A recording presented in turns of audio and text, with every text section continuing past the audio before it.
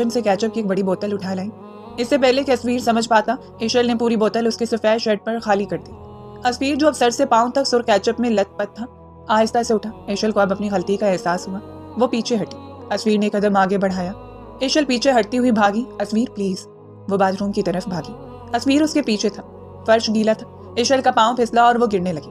اس سے پہلے کہ اس کا سر ٹائل سے ٹکراتا، اسفیر نے ایک جھٹکے میں اس کی کمر میں ہاتھ ڈال کر اسے اپنی طرف کھینچ لیا۔ ایشل سیدھی اس کے سینے سے آ لگی۔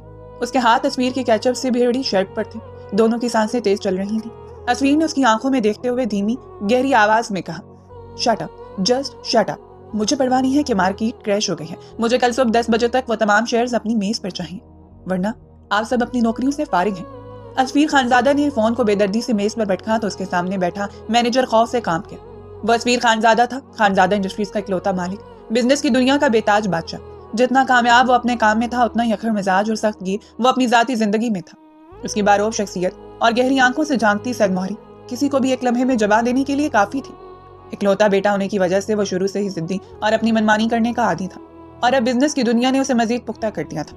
خانزادہ مینشن شہر کے پوش ترین علاقے میں ایک قلعے کی حیثیت رکھتا تھا، جہاں دو خاندان ایک ساتھ بستے تھے۔ ایک اسفیر کے والدین سالم خانزادہ اور بینا بیگم، اور دوسرا اس کے چچا نادر خانزادہ اور ان کی بیگم کا۔ نادر خانزادہ کی ایک ہی بیٹی تھی، عنایا، جو اسفیر سے چند سال چھوٹی تھی۔ اسفیر اسے ہمیشہ اپنی چھوٹی بہن کا درجہ دیتا آیا تھا، اور عنایا بھی اسے بھائیوں سے بڑھ کر مانتی تھی، مگر دونوں خاندانوں کے والدین کے دلوں میں کچھ اور ہی پک رہا تھا۔ وہ ان دونوں کو ہمیشہ کے لیے ایک دوسرے سے جوڑنا چاہتے تھے۔ وہ اس کزن میرج کو ایک پکی رشتہ داری میں بدلنے کے خواہاں تھے۔ بینا بیگم نے نادر خانزادہ کی بیوی سائمہ کے ہاتھ میں چائے کا کپ تھماتے ہوئے بات شروع کی۔ سائمہ بھابی، اب تو بچے بڑے ہو گئے ہیں، عنایا بھی ماشاءاللہ جوان ہو گئی ہے، اور اسفیر بھی اپنا بزنس سنبھال چکا ہے۔ میرا دل کہتا ہے کہ ہمیں ان دونوں کا رشتہ پکا کر دینا چاہیے۔ سائمہ بیگم نے مسکراتے ہوئے اس بات میں سر ہلایا۔ بینا، تم نے میرے دل کی بات کہہ دی۔ اسفیر جیسا داماد ملنا خوش قسمتی کی بات ہوگی۔ بس ایک بار بچوں سے بھی رسمی طور پر پوچھ لیں۔ ویسے تو ہمیں یقین ہے کہ وہ انکار نہیں کریں گے۔ یہ بات چیت چل رہی تھی کہ عنایا گھبرائی ہوئی سیدھی اسفیر کے اسٹڈی روم میں داخل ہو گئی۔ اسفیر اپنے لیپ ٹاپ پر جھکا کسی گہری سوچ میں گم تھا۔ عنایا کی آہٹ پر اس نے سر اٹھایا۔ کیا ہوا عنایا، خیریت ہے؟ تم اتنی پریشان کیوں لگ رہی ہو؟ عنایا نے بے چینی سے اپنے ہاتھ ملتے ہوئے کہا۔ اسفیر بھائی، ماما اور تائی امی ہماری شادی کی باتیں کر رہی ہیں، پلیز آپ کچھ کریں، آپ انہیں منع کر دیں۔ میں آپ کو صرف اپنا بھائی سمجھتی ہوں۔ اسفیر نے لیپ ٹاپ بند کیا اور سنجیدگی سے اسے دیکھا۔ ریلیکس ہو جاؤ، تم جانتی ہو میں بھی تمہیں اپنی بہن سے زیادہ کچھ نہیں سمجھنا، میں خود ان سے بات کروں گا، تم جا کر اپنی پڑھائی پر دھیان دو۔ عنایا نے تشکر بھری نظروں سے اسے دیکھا اور سکون کا سانس لیتی ہوئی باہر نکل گئی۔ اسفیر واپس اپنی سوچوں میں گم ہو گیا۔ وہ جانتا تھا کہ اس کی ماں اتنی آسانی سے ماننے والی نہیں ہے۔ انہی دنوں ان کی پھپھو کے بیٹے کی شادی کی تاریخ آ گئی۔ پورا خاندان لاہور میں ہونے والی اس شادی کے لیے مدعو تھا۔ گھر میں ایک چہل پہل شروع ہو گئی تھی۔ بینا بیگم نے اسفیر کو بھی تیاری کرنے کا کہا۔ اسفیر بیٹا، تم بھی ریڈی رہنا، آخر تمہارے کزن کی شادی ہے۔ اسفیر نے اپنے مخصوص سرد لہجے میں جواب دیا۔ ماما آپ سب جائیں، میرے پاس ان فضول کاموں کے لیے وقت نہیں ہے، میری ایک بہت اہم میٹنگ ہے۔ بینا بیگم نے منہ بنایا۔ ہر وقت کام کام کام، کبھی خاندان کے لیے بھی وقت نکال لیا کرو۔ لیکن وہ جانتی تھی کہ اسفیر کو منانا ناممکن ہے۔ اگلے دن خانزادہ منشن کی دونوں فیملیز سوائے اسفیر کے لاہور کے لیے روانہ ہو گئی۔ اسفیر نے سکون کا سانس لیا کہ کم سے کم ایک ہفتے کے لیے وہ گھر کے ڈراموں اور شادی کی باتوں سے محفوظ رہے گا۔ وہ پورے منشن میں اکیلا تھا اور یہ سکون اسے عزیز تھا۔ وہ اپنے کام میں غرق تھا کہ اگلے ہی دن ڈور بیل نے اس کی توجہ بھٹکا دی۔ اس نے غصہ سے انٹرکام پر دیکھا، مگر کیمرے میں کوئی واضح نظر نہیں آیا۔ وہ جھنجھلاتا ہوا خود دروازہ کھولنے گیا۔ دروازے پر ایک بڑی سی ٹرالی کے پیچھے چھپی ایک لڑکی کھڑی تھی، جو اسے دیکھ کر کھلکھلا کر ہنس دی۔ اسفیر نے اپنی گہری آنکھوں سے اسے گھورا۔ جی، کس سے ملنا ہے؟ لڑکی نے اپنی بڑی بڑی آنکھیں گھمائیں۔ کمال ہے، ایک تو اتنی دور سے آؤ اور اوپر سے یہ اکڑو خان ایسے استقبال کر رہا ہے جیسے میں کوئی بھکاری ہوں۔ اس نے اپنا بیگ کندھے سے اتارا۔ میں ایشل ہوں، آپ کی خالہ کی بیٹی، کراچی سے آئی ہوں۔ اسفیر کے ماتھے پر تیوریاں مزید گہری ہو گئی۔ آ جاؤ اندر، گھر پر کوئی نہیں ہے۔ ایشل جو اپنی خالہ سے ملنے کے لیے بےتاب تھی، یہ سن کر اس کا سارا جوش ٹھنڈا پڑ گیا۔ کوئی نہیں ہے؟ خالہ کہاں ہے؟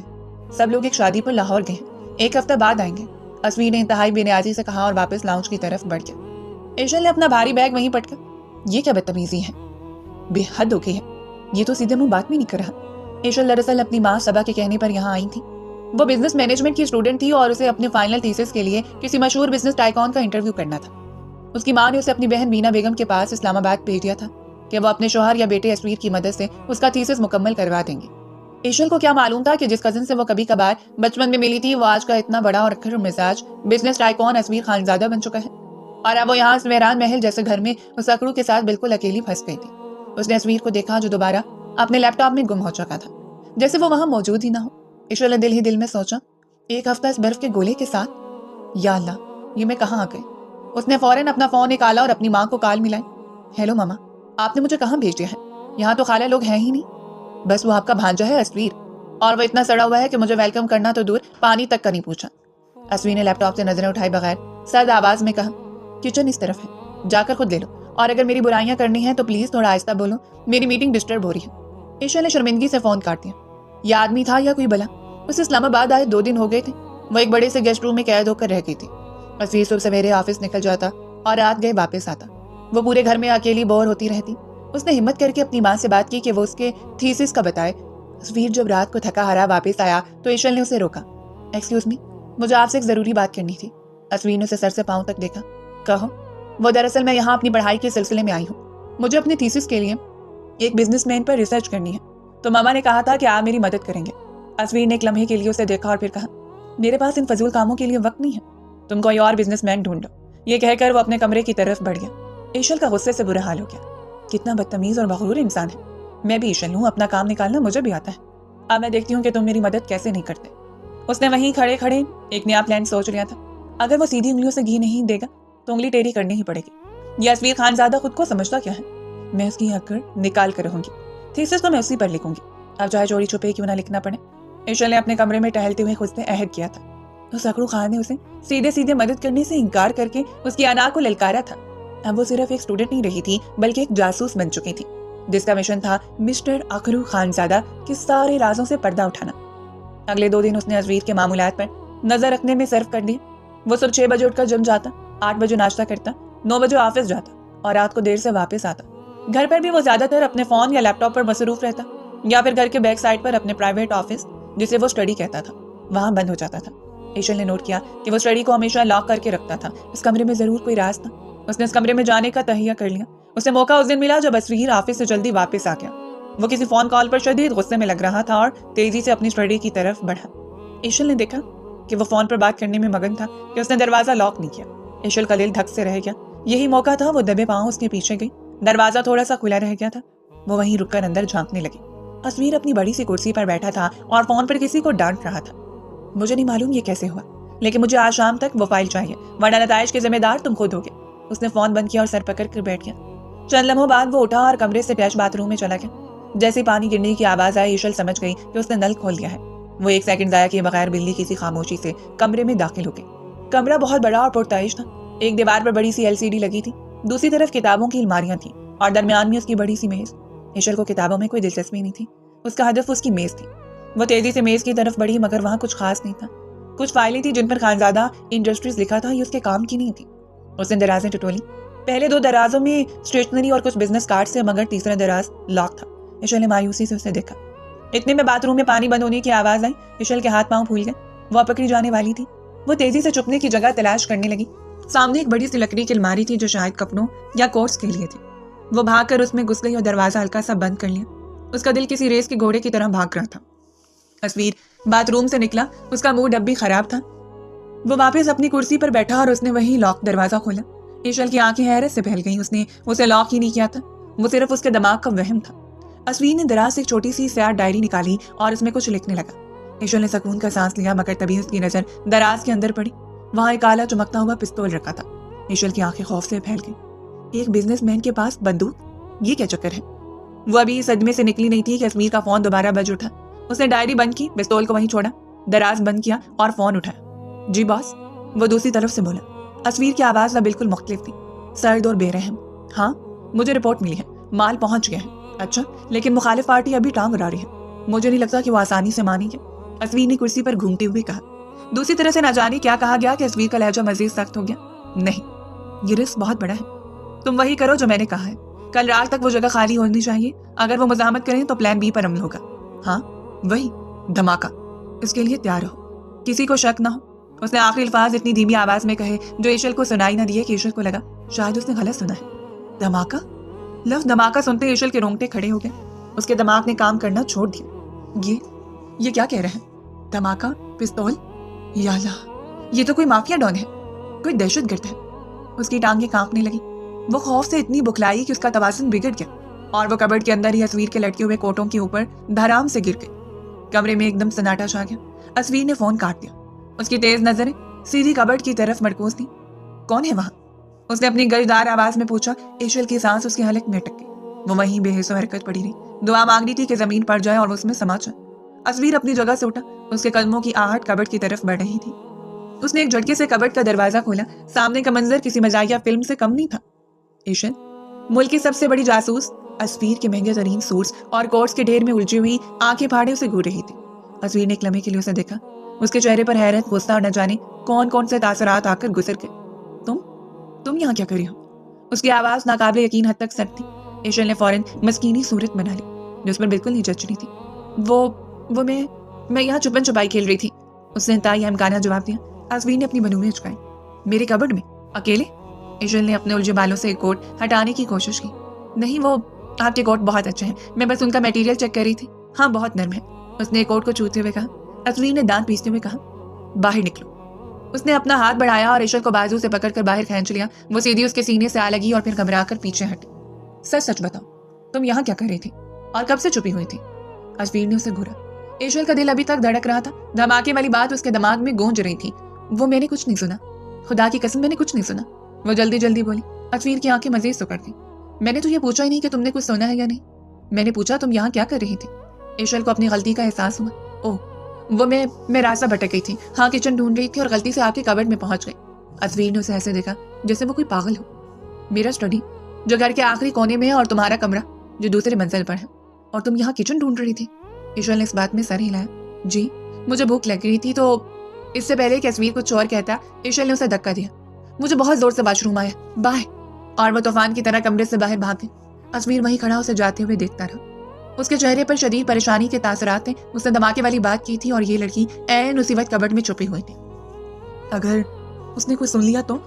ये किसी से कुछ कह न दे। उसकी रिजर्व तबीयत उसके पेशे की जरूरत थी और एशल की हरकत उसके लिए बड़ा खतरा बन सकती थी। उसने मुठियां भींच ली। इस लड़की का दिमाग ठिकाना लगाना ही पड़ेगा। उस रात एशल अपने कमरे में बिस्तर पर सुकड़ी बैठी थी। वो उस घर से भाग जाना चाहती थी। उसका कजन एक कातिल था, एक डॉन, एक दहशतगर्द। वो कांपते हाथों से अपनी माँ को फोन मिला रही थी कि उसे आकर यहाँ से ले जाए। मामा, हेलो, आप ठीक है? एशल ने घबराई हुई आवाज में कहा। हाँ बेटा, मैं ठीक हूँ, तुम कैसी हो? आवाज क्यों कांप रही है? सबा बेगम ने पूछा। मामा, आपने मुझे कहाँ फंसा दिया है? ये अस्वीर तो, ये तो बहुत खतरनाक। इससे पहले कि वो अपना जुमला पूरा करती, उसके कमरे की लाइट अचानक बंद हो गई। कमरे में गुप अंधेरा छा गया। एशल ने खौफ से चीख मारी। मामा, फोन उसके हाथ से छूटकर बेड पर गिर गया। उफ, इसको भी अभी बंद होना था। अंधेरे में उसे कुछ नजर नहीं आ रहा था। उसने बेड से उतरने की कोशिश की कि शायद स्विच बोर्ड तक जा सके। तभी दरवाजा खुलने की हल्की सी आवाज आई और फिर बंद हो गया। कोई कमरे में आया था। कौन है वहां? उसकी आवाज खौफ से कांप रही थी। कोई जवाब नहीं आया, मगर उसे कदमों की आहट महसूस हो रही थी जो आहिस्ता आहिस्ता उसके बेड की तरफ बढ़ रही थी। एशल का खौफ से बुरा हाल था। वो, या अल्लाह मदद, या अल्लाह। वो बेड पर पीछे हटती गई, यहाँ तक कि उसकी पीठ बेड बोर्ड से जा लगी। तभी वो साया बिल्कुल उसके सामने आकर रुक गया। चांद की हल्की सी रोशनी जो खिड़की से आ रही थी, उसमें से वो चेहरा नजर आया। अस्वीर, वो उसके बिल्कुल सामने खड़ा उसे घूर रहा था। किससे बात हो रही थी? उसकी सर्द बेतासुर आवाज अंधेरे में गूंजी। मम्मा से। एशल ने बमुश्किल अपनी थूक को निकला। और क्या बता रही थी? कि मैं बहुत खतरनाक हूँ? अस्वीर ने पूछा और एक कदम आगे बढ़ाया। वह बेड के किनारे पर बैठ चुका था। एशल ने अपनी सांस रोक ली। सुनो छोटी जासूस, अस्वीर का लहजा बर्फ से भी ज्यादा ठंडा था। अगर तुमने आज दिन में कुछ भी सुना है और वो इस कमरे से बाहर गया या तुम्हारी मम्मा तक भी पहुंचा, तो याद रखना। उसने एक लम्हे के लिए तौकफ किया, फिर एशल के कान के करीब झुका। जितनी जल्दी लोग इस दुनिया में आते हैं, उतनी जल्दी मैं उन्हें ऊपर पहुंचा भी सकता हूँ। एशल की आंखों से आंसुओं की लड़ी बह निकली। मैंने कुछ नहीं सुना, खुदा की कसम, मैं किसी को कुछ नहीं बताऊंगी, प्लीज मुझे जाने दो। अस्वीर ने उसके आंसुओं से भीगे चेहरे को देखा। मुझे जवाब नहीं चाहिए, मुझे खामोशी चाहिए। अगर तुम्हारी जबान खुली तो मैं इसे हमेशा के लिए बंद कर दूंगा, समझ गई? एशल ने शिद्दत से इस बात में सर हिलाया। अस्वीर चंद सेकंड उसे घूरता रहा, फिर वो उठा। उसने दरवाजे के पास जाकर लाइट का स्विच ऑन किया। कमरा एकदम रोशन हो गया। एशल ने आंखें मीच ली। जब उसने आंखें खोली तो अस्वीर जा चुका था। वो वहीं बेड पर गिर गई और फूट फूट कर रोती। आज उसे यकीन हो गया था कि उसका कजन अस्वीर खानजादा कोई बिजनेसमैन नहीं बल्कि माफिया का एक बेरहम गुंडा है। एशल ने पूरी रात जाग कर गुजारी थी। उसका दिल मुसलसल खौफ की हालत में था। अस्वीर खानजादा की वह सर धमकी भरी आवाज बार बार उसके कानों में गूंज रही थी। मैं उसे हमेशा के लिए बंद कर दूंगा। वो किसी पागल की तरह बिस्तर पर सुकड़ी बैठी थी और सुबह होने का इंतजार कर रही थी। उसका वाहिद मकसद अब यहाँ से भागना था। इस घर में इस माफिया डॉन के साथ एक पल भी रहना उसके लिए नामुमकिन था। वो बार बार सोच रही थी कि वो क्या बहाना बनाकर यहाँ से निकलेगी। जैसे ही सुबह की पहली किरण नमूदार हुई, वो अपना छोटा सा बैग पैक करने लगी। उसने फैसला कर लिया था कि वो आज नाश्ते से पहले ही यहाँ से निकल जाएगी, चाहे उसे बस स्टॉप तक पैदल ही क्यों ना जाना पड़े। वो दबे पांव अपने कमरे से निकली, सीढ़ियां उतरकर लाउंज तक पहुंची थी कि मरकजी दरवाजे पर बेल हुई। ईशल का दिल उछलकर हल्क में आ गया। इतनी सुबह कौन हो सकता है? कहीं अस्वीर के गुंडे तो नहीं आ गए? वो डरकर सोफे के पीछे छुप गई। दरवाजा घर के मुलाजिम ने खोला और सामने से जो आवाजें आई उन्हें सुनकर ईशल की जान में जान आई। अरे भाई, सारा सामान ध्यान से उतारना। बीना बेगम की आवाज गूंजी। उनके पीछे अनाया, साइमा बेगम और नादिर खानजादा दाखिल हुए। वो सब शादी से वापस आ गए थे। ईशल अभी सोफे के पीछे से निकलने का सोच ही रही थी कि बीना बेगम की नजर उस पर पड़ गई। एक लम्हे के लिए उसे घूरती रही। ईशल, तुम, मेरी बच्ची, तुम यहाँ? बीना बेगम हैरत और खुशी के मिले जुले तासुरात के साथ उसकी तरफ लपकी। ईशल उनके गले लग गई। जी खाला। बीना बेगम ने उसे खुद सेलेक्ट करके उसका चेहरा हाथों में लिया। माशाल्लाह, पहचानी ही नहीं जा रही, कितनी बड़ी हो गई हो। आखिरी बार देखा था जब तुम 10 साल की थी, अपनी मामा के साथ आई थी। अरे तुम काम क्यों रही हो? पीली क्यों पड़ रही हो? सोफे के पीछे क्या कर रही थी? ईशल ने बामुश्किल आंसू जब की। कुछ नहीं खाला, वो बस आपको इतने सालों बाद देख कर। साइमा बेगम भी मुस्कुराती हुई आगे बढ़ी। बीना, ये तुम्हारी भांजी है, सबा की बेटी, माशाल्लाह बहुत प्यारी है। अनाया जब तक खामोशी से खड़ी थी, उसने भी रस्मी तौर पर मुस्कुराकर हेलो कहा। वो ईशल को जानती नहीं थी, बस अपनी ताई अम्मी से इसके बारे में सुन रखा था। बीना बेगम ने उसे सोफे पर बैठा। अरे बेटा, सबा ने बताया ही नहीं कि तुम आ रही हो, और तुम आई कब? अच्छा हुआ तुम्हारे बाबा का दुबई वाला प्रोजेक्ट आखिरकार खत्म हुआ और तुम लोग वापस कराची शिफ्ट हुए, वरना तुम लोगों की तो शक्ल देखना ही भूल गए थे हम। ईशल ने बामुश्किल मुस्कुराने की कोशिश की। जी खाला, बस पिछले महीने ही शिफ्ट हुए हैं। अच्छा, तुम अकेली थी यहाँ अस्वीर के साथ? हाय अल्लाह, वो तो किसी से सीधे मुंह बात नहीं करता। मेरी बच्ची बोर हो गई होगी। ईशल क्या बताती कि वो बोर नहीं हुई, बल्कि मौत के मुंह से बाल बाल बची है। उसने सिर्फ सर हिलाने पर इक्तफा किया। तभी उसकी नजरें सीढ़ियों पर पड़ी, जहां अस्वीर खानजादा अपने मखसूस सर तासरात के साथ खड़ा उन्हें ही देख रहा था। उसकी नजरें सीधी ईशल पर थीं, जैसे उसे उसकी रात वाली धमकी याद दिला रहा। ईशल ने फौरन नजरें चुरा ली। अस्वीर ने नीचे आकर सबको सलाम किया और अपने वाले से कुछ काम का कहकर नाश्ते की मेज की तरफ बढ़ गया। ईशल को लगा जैसे वो किसी शिकारी के जाल में फंस चुकी है, अब वो यहाँ से जा भी नहीं सकती थी। नाश्ते की मेज पर सब लोग शादी की बातें कर रहे थे कि अचानक बीना बेगम को कुछ याद आया। अरे ईशल, तुम तो अपनी थीसिस के सिलसिले में आई थी ना? सबा बता रही थी कि तुम्हें किसी बिजनेसमैन पर रिसर्च करनी है। ईशल के हाथ में पकड़ा चमच काम किया। जी खाला। वो अस्वीर ने जो काफी का कप उठा रखा था वहीं रख दिया। उसने ईशल की तरफ देखा। बीना बेगम ने फौरन कहा, अस्वीर बेटा, तुम्हें ईशल की मदद करनी है। ये तुम्हारी कजन है, इतने सालों बाद हमारे घर आई है, और वो भी एक काम से। अस्वीर ने अपनी माँ को देखा। मामा, आप जानती हैं मेरे पास इन फजूल कामों के लिए वक्त नहीं है, ये कोई कॉलेज प्रोजेक्ट है। ईशल ने फौरन लुकमा दी। जी जी खाला, बिल्कुल ठीक कह रहे हैं, मुझे इनको तंग करने की जरूरत नहीं है। मैं ऑनलाइन रिसर्च कर लूंगी, मुझे इजाजत दें, मैं आज ही कराची वापस। इससे पहले कि वो अपनी बात मुकम्मल करती, उसके खालू सारिम खानजादा जो अब तक खामोशी से सब सुन रहे थे बोल पड़े। ये क्या बात हुई? Online research? जब खानजादा इंडस्ट्रीज का CEO तुम्हारे सामने बैठा है। नहीं भाई अस्वीर, ये फाइनल है। ईशल कल से तुम्हारे साथ ऑफिस जाएगी, तुम इसे अपने साथ रखोगे और उसे जो भी मालूमात चाहिए तुम उसे दोगे, ये तुम्हारी जिम्मेदारी है। अस्वीर ने अपने बाप को देखा। वो जानता था कि अब बहस की गुंजाइश नहीं है। उसने एक सर निगाह ईशल पर डाली, जो अब किसी मुजरिम की तरह सर झुकाए बैठी थी। उसकी आंखों में एक अजीब सी चमक थी, जैसे वो इस सूरत हाल से लुत्फानंदोज हो रहा। ईशल को लगा जैसे उसे मौत का परवाना सुना दिया गया। अब उसे उस रोज माफिया डॉन के साथ उसके ऑफिस में रहना होगा, जहां वो अपने धमाकों की प्लानिंग करता था। अगली सुबह ईशल इंतहाई बोझल दिल के साथ तस्वीर की गाड़ी में बैठी। पूरा रास्ता तस्वीर ने एक लफ्ज नहीं कहा। वो बस तेज रफ्तारी से गाड़ी चलाता रहा और फोन पर अहकामात जारी करता रहा। ईशल खामोशी से बाहर देखती नहीं, दुआ करती नहीं कि ये दिन जल्दी खत्म हो जाए। उसका ऑफिस शहर की सबसे ऊंची इमारत के टॉप फ्लोर पर था। पूरा फ्लोर उसी का था। शीशे की दीवारों से पूरा शहर नजर आ रहा था। हर कोई उसे झुककर सलाम कर रहा था। उसने अपनी सेक्रेटरी को बुलाया। मिस तानिया, इन्हें मेरे ऑफिस के साथ वाले कैबिन में एक डेस्क दे दे और ख्याल रहे कि ये किसी को डिस्टर्ब ना करे। ये कहकर वो अपने कमरे में चला गया। ईशल ने इस कैबिन में कदम रखा। ये भी किसी छोटे मोटे ऑफिस से कम नहीं था, मगर अस्वीर ने उसे वाज़ेह तौर पर नजरअंदाज कर दिया था। पहला दिन गुजर गया। अस्वीर ने उसे एक बार भी नहीं बुलाया। वो बस आती, खामोशी से बैठती रहती और चली जाती। दूसरा दिन भी ऐसा ही गुजरा। अस्वीर मीटिंग्स में मसरूफ रहा और ईशल बेकार बैठी रही। वो हैरान थी कि उससे कोई बात क्यों नहीं कर रहा। शायद उस रात वाली धमकी के बाद उसे सिर्फ डराना चाहता था। तीसरे दिन ईशल की बर्दाश्त जवाब देगी। वो यहाँ थीसिस लिखने आई थी या दीवारों को घूरने? और यकरू खान खुद को समझता क्या है? खालू के कहने पर ऑफिस तो ले आया, लेकिन अब घास भी नहीं डाल रहा। वो अपनी जगह से उठी। उसका डर अब गुस्से में बदल रहा था। वो बेमकसद ऑफिस में घूमने लगी। वो पानी पीने के लिए पेंट्री की तरफ गई तो वहां कुछ मुलाजमीन को आपस में बातें करते देखा।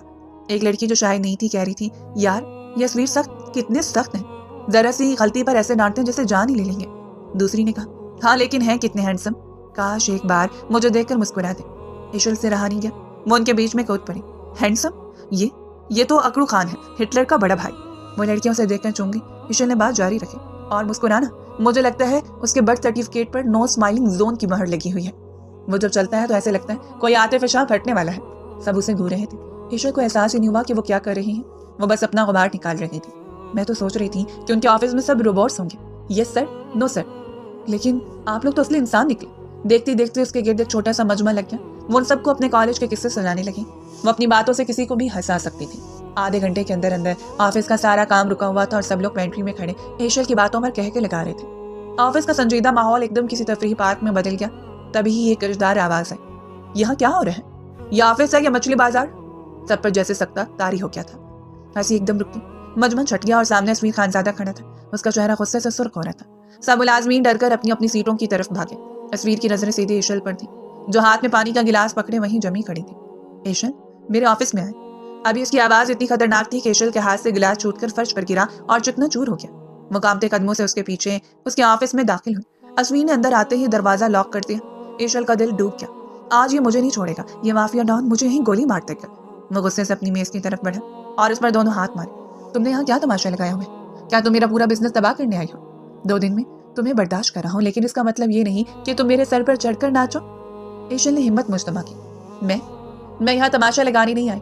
آپ مجھے خالو کے کہنے پر لائے ہیں، لیکن 2 دن سے آپ نے مجھ سے بات تک نہیں کی۔ میں یہاں بیکار بیٹھنے نہیں آئی۔ اچھا، تو تم کام کرنا چاہتی ہو؟ اسویر نے طنزیہ مسکراہٹ دی۔ ٹھیک ہے، پوچھو کیا پوچھنا ہے۔ اپنے سوال پوچھو اور یہاں سے دفع ہو جاؤ۔ کل سے مجھے تم اس آفس میں نظر نہ آنا۔ ایشل کو اس کی بدتمیزی پر غصہ آیا، لیکن وہ اپنا ڈر چھپائے نوٹ پیڈ تھام کر کھڑی ہو گئی۔ ٹھیک ہے، میرا پہلا سوال، آپ اتنی کم عمر میں اتنے کامیاب بزنس مین کیسے بن گئے؟ اسویر نے اسے سر سے پاؤں تک دیکھا۔ محنت سے۔ اگلا سوال، ایشل نے دانت پیسے، آپ اپنے مخالفین کو کیسے سنبھالتے ہیں؟ اسویر مسکرایا، ایک ایسی مسکراہٹ جس میں کوئی گرمجوشی نہیں تھی۔ میں انہیں ختم کر دیتا ہوں، مقابلے کو جڑ سے اکھاڑ پھینکتا ہوں۔ ایشل نے تھوک نکلا، ختم کر دیتا ہوں؟ اس کا شک یقین میں بدل رہا تھا۔ اس نے آخری سب سے خطرناک سوال پوچھنے کا فیصلہ کیا۔ آخری سوال، میں نے سنا ہے اور میری ریسرچ بھی کہتی ہے کہ اکثر بڑے بزنس مین اس بزنس کی آڑ میں کچھ غیر قانونی کام بھی کرتے ہیں۔ وہ اپنی اصل پہچان چھپا کر رکھتے ہیں، جیسے کوئی مافیا ڈان۔ آپ ایسے لوگوں کے بارے میں کیا کہنا چاہیں گے؟ کمرے میں ایک دم سناٹا چھا گیا، اتنا سناٹا کہ ایشل کو اپنے دل کی دھڑکنیں سنائی دے رہی تھی۔ اسویر، جو کرسی پر بیٹھا تھا، وہ آہستہ سے اٹھا۔ وہ میز کا چکر کاٹ کر آہستہ آہستہ اس کی طرف بڑھا۔ ایشل نے پیچھے ہٹنا چاہا، مگر اس کے پیچھے شیشے کی دیوار تھی جیسے پورا شہر نظر آ رہا تھا۔ اسویر بالکل اس کے سامنے آ کر رک گیا۔ ان کے درمیان چند انچ کا فاصلہ رہ گیا تھا۔ بہت دلچسپ سوال پوچھا ہے تم نے، چھوٹی جاسوس، اسویر نے اس کی آنکھوں میں جھانکتے ہوئے کہا۔ تو تم یہ جاننا چاہتی ہو؟ ٹھیک ہے، میں تمہیں بتاتا ہوں۔ اگر میں ویسا ہی ہوں تو، اگر میں واقعی کوئی مافیا ڈان ہوں تو تم کیا کر لو گی؟ ایشل کی سانسیں تیز ہو گئی۔ میں؟ اسویر نے اپنا ہاتھ اٹھایا اور اس کے گال پر آئے ایک بال کو کان کے پیچھے اڑسا۔ وہ اس کے لمس سے کانپ رہی تھی۔ اسویر اس کی گھبراہٹ سے محظوظ ہو رہا تھا۔ وہ اس کے کان کے قریب جھکا، اس کی گرم سانسیں ایشل کی گردن سے ٹکرا رہی تھی۔ مافیا ڈان ہونے کے علاوہ میں لڑکیوں کے ساتھ راتیں بھی رنگین کرتا ہوں۔ ایشل نے نفرت سے اس کی طرف دیکھا۔ وہ اسے مزید ستا رہا تھا۔ تم اپنا بتاؤ، میری رات رنگین کرنے کا کیا لوگی؟ یہ الفاظ سننا تھے کہ ایشل کا سارا خوف، ساری گھبراہٹ ایک لمحے میں غائب ہو گئی۔ اس کی جگہ شدید جلانے والی نفرت اور